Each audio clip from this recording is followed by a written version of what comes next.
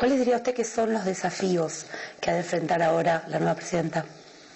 Seguir construyendo lo que hemos hecho, gastar toda la plata que se pueda en el sector social, en educación, en salud, en vivienda, en cultura, en estas escuelas de música que le digo, llevar la cultura a todos los pueblos, que no sea algo elitista, sino que sea algo popular. En infraestructura nosotros quintuplicamos la inversión en transporte y en infraestructura vial. Ahora tenemos que concesionar los puertos porque no tenemos los recursos, el Estado no los tiene, y eso lo va a continuar la presidenta actual. En política exterior le devolvimos la dignidad que Costa Rica había perdido. Imagínese usted que Costa Rica en el gobierno anterior apoyó a George W. Bush con la invasión de Irak. Un país sin ejército como Costa Rica no podía hacer eso y sin embargo lo hizo. Si en el primer gobierno convertimos a Costa Rica en una especie de potencia moral porque fuimos capaces de enfrentarnos a las dos superpotencias y luchar por una solución pacífica en Centroamérica, en este segundo gobierno también una costarricense acaba de ser nombrada la directora de Naciones Unidas para todo lo que es cambio climático.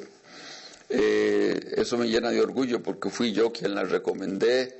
Nosotros en ese tema, la protección del medio ambiente, somos una de las naciones más adelantadas en el mundo. La razón por las cuales nos visitan los turistas es fundamentalmente para visitar nuestros parques nacionales, o sea que hemos puesto un gran énfasis en la protección del medio ambiente, en cuidar nuestros bosques. Somos el primer país en sembrar árboles en el mundo. Por habitante y por kilómetro cuadrado no hay ningún país en el mundo que haya sembrado más árboles que Costa Rica. De tal manera que somos un país con un alto índice de desarrollo humano, si usted lo puede ver en el índice de desarrollo humano de Naciones Unidas. Y bueno, yo pienso que nos sentimos orgullosos de lo que hemos hecho. Como decíamos ahora, más allá de los resultados optimistas, tanto en el caso de Costa Rica como de otros países de la región, son muchas aún las tareas a resolver, en lo económico, en lo social, en lo que sea infraestructura, en lo político. Y, sin embargo, en su momento usted ha enfocado sus esfuerzos en lo que sea establecer procesos de paz, regular conflictos. Bueno, razón por la que recibió el Premio Nobel de la Paz en el 87. ¿Por qué en su momento considera usted que precisamente esta causa era prioritaria? Costa Rica es un país de paz, con 61 años de no tener ejército, y era mi obligación buscar una solución distinta que no fuera la solución militar. Yo me atreví a ir a pedirle a mis colegas que nos ayudaran a salvar el futuro de nuestra juventud. Teníamos que escoger entre la vida o la muerte de los centroamericanos. Y la verdad es que la región centroamericana es muy pequeña en un mapa y todavía Costa Rica no se podía diferenciar del resto de los países, de tal manera que eso nos afectaba la inversión nacional, la inversión extranjera, el turismo, y era necesario pacificar la región. Creo que apelé a los sentimientos de mis colegas presidentes para decirles, tenemos que escoger por la vida y tenemos que ceder y transigir para ponernos de acuerdo. Por supuesto que yo fui el primero en ceder con la propuesta del plan de paz. Se le hicieron muchas modificaciones, pero al final nadie pensaba que íbamos a salir del hotel allá en Ciudad de Guatemala con un acuerdo, y así fue. ¿Podría contarnos por ahí, describirnos un poco cómo fue ese momento, cómo fue la conversación? ¿Cómo sintió usted que realmente fue ese el camino que dio el resultado esperado? Bueno, Yo lo que hice fue decirles, miren, no salgamos de aquí hasta que no hayamos firmado, hasta que no hayamos llegado a un acuerdo. Porque si vamos a salir a hacer consultas con ministros, con cancilleres, con ministros de defensa, con los militares, posiblemente nos van a decir no firme. Y entonces, en efecto, nos quedamos discutiendo hasta la madrugada del día siguiente, y por eso cuando bajamos estaba el lobby lleno, con periodistas de todas partes del mundo, y pienso que estaban esperando pues que llegáramos a decirles no nos pusimos de acuerdo. Y por eso fue una noticia internacional muy fuerte, porque les dijimos sí, nos pusimos de acuerdo, tenemos un plan de paz para Centroamérica. Ya sea en el caso de Centroamérica, en el caso de América Latina en general, ¿hasta qué punto cree usted que se ha logrado un crecimiento en este sentido? ¿En qué podemos decir que se diferencian los conflictos armados de la América Latina de hoy de la de los años 80? Bueno, hoy no hay conflictos armados con excepción del conflicto armado que tiene Colombia. La Guerra Fría se acabó a partir del año 89, cuando cayó el muro de Berlín, y entonces hoy tenemos criminalidad, tenemos crimen organizado, estamos peleando contra el narcotráfico, contra carteles de la droga, sobre todo en México, en Guatemala, en El Salvador, tenemos unas pandillas en el norte de Centroamérica, no es este el caso de Costa Rica, gracias a Dios.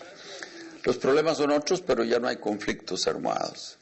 Con respecto al éxito que hayan tenido las economías latinoamericanas en la reducción de la pobreza y en la reducción de la desigualdad, yo le diría que el éxito es relativo.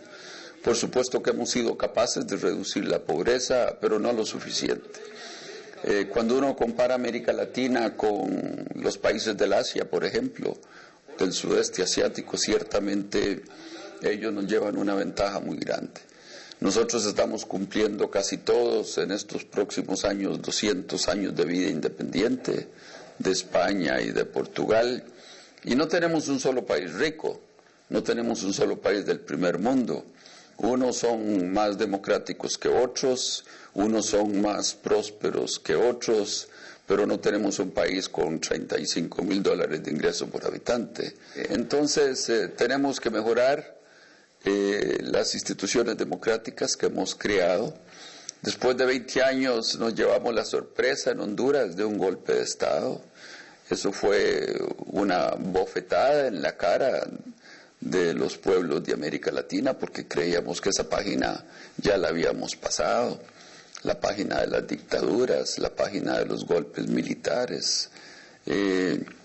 Y la verdad es que la democracia, si no rinde los frutos, los pueblos se van a cuestionar el sistema político que tienen.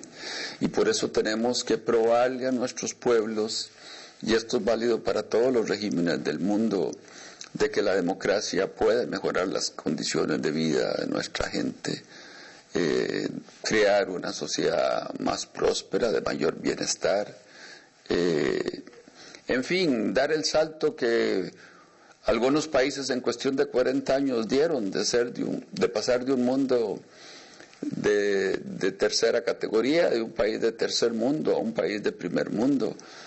China está logrando sacar en cuestión de pocos años a 300 millones de la pobreza. Singapur en 1960 era un país pobre, hoy es un país de primer mundo con un ingreso per cápita de $40,000. Y ese es el reto que tienen, digamos, los países que fueron parte de la órbita socialista aquí en la Europa Oriental y Europa Central. Ahora que son democracias, tienen que consolidar esa democracia y ver si pueden dar ese salto en poco tiempo. Eslovenia es un ejemplo de un país que en pocos años ha crecido muchísimo y ha mejorado las condiciones de vida de su pueblo. La República Checa está haciendo más o menos lo mismo, pero hay otros países que les va a tomar mucho más tiempo. Ese es el caso de América Latina. Algunos países van a poder crecer mucho más rápido, Costa Rica va a ser uno de ellos, Uruguay, Chile, Brasil, Brasil eventualmente va a llegar a ser una potencia industrial importante y otros se van a quedar atrás. Después de la experiencia de haber tenido una cantidad de tiempo importante, de haber pasado una cantidad de tiempo importante en el poder, de haber podido ser testigo y actor de muchos cambios en su país, en el mundo en general, ¿ha cambiado en algo usted esos conceptos? ¿Se ha por ahí desilusionado de alguno de sus ideales o ha aprendido alguno nuevo? Mi desilusión con respecto al siglo XXI es que creí que con el fin de la Guerra Fría el siglo XXI iba a ser un siglo de paz.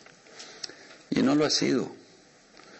No lo ha sido. Comenzamos con una invasión en Irak y seguimos teniendo muchos conflictos en varias partes del mundo. Y la verdad es que lo que me dejó mi lucha por la paz en Centroamérica es la necesidad de insistir en que los problemas se deben resolver mediante el diálogo, mediante la negociación, mediante la diplomacia, y que el uso de la fuerza militar debería ser el último recurso. Pero no ese es el caso.